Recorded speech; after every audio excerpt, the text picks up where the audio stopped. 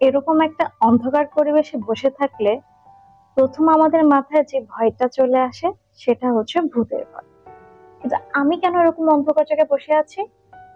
কারণ আমি মনে মনে ঘোস্ট খুঁজে বেড়াচ্ছি, যে ঘোস্ট আমাকে ইন্সপায়ার করবে, আমাকে আবার নতুন করে সুন্দর করে লাইফটা সাজাতে হেল্প করবে। কেন আমি এরকম কথা বলতেছি উদ্ভট?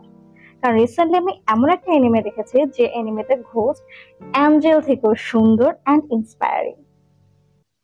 Hello, this is Cynthia and welcome to my anime journey.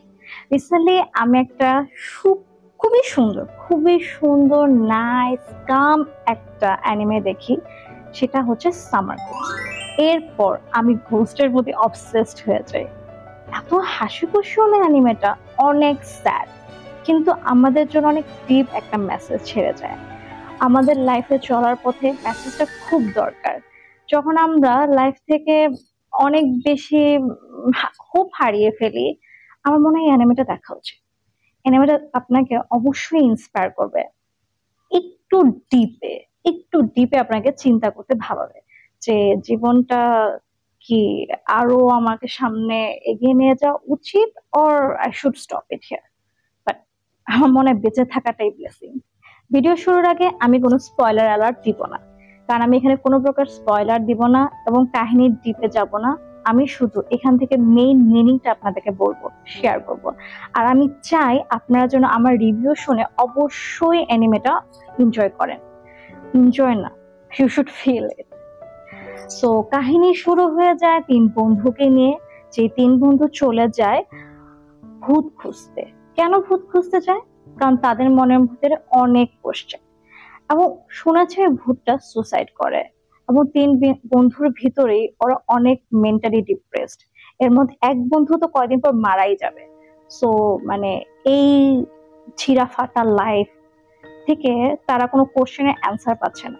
তো তারা ভূতের কাছে যায় অ্যান্সার খুঁজে বের করতে, যে এই লাইফটা মানে সে কেন স্টপ করে দিল, আমরাই বা কেন বেঁচে থাকবো।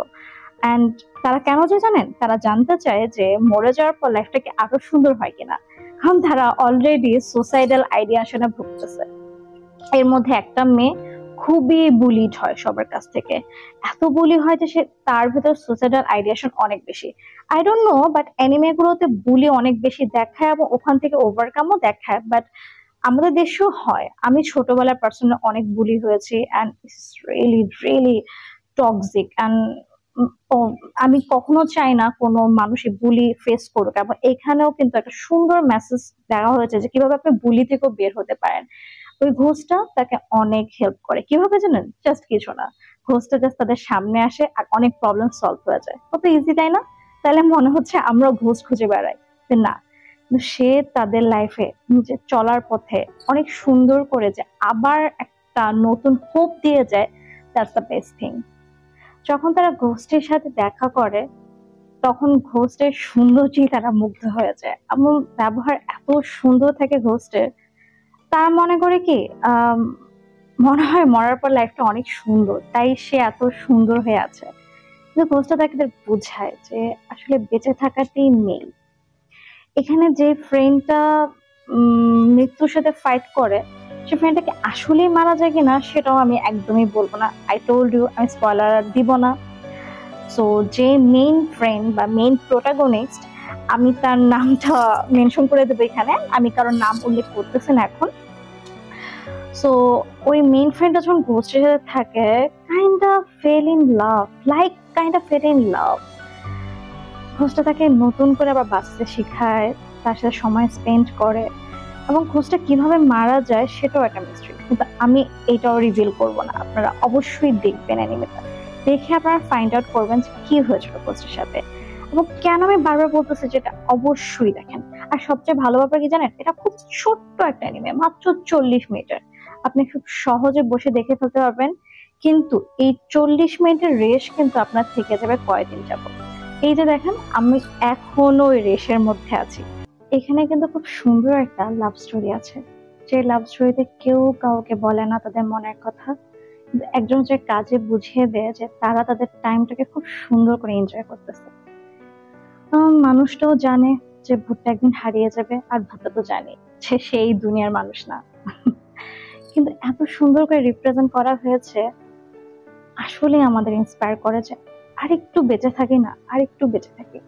আমি হাইলি রিকমেন্ড করব আপনি অবশ্যই অ্যানিমেটা দেখেন। একটু যদি মার দাঙ্গা বা থ্রিলার এসব থেকে একটু ভিন্ন টাইপের অ্যানিমে খুঁজতেছেন, তাহলে আমি বলবো এটা বেস্ট চয়েস আপনার জন্য। প্লিজ জানাবেন এই সামার ঘোস্ট এই মুভিটা কেমন লেগেছে। আমার কাছে তো খুবই ভালো লেগেছে, আমি অলওয়েজ এই রেসে থাকতেছি। সো আমাকে প্লিজ কমেন্টে জানান এই সামার ঘোস্ট মুভিটা দেখেছেন কিনা, আর দেখে থাকলে আপনার অনুভূতি কি, আর দেখে না থাকলেও দেখে এসে আমাকে জানাবেন যে এটা কেমন লেগেছে। আমি হাইলি হাইলি রিকমেন্ড করবো সামার ঘোস্ট মুভিটা দেখতে। So keep watching.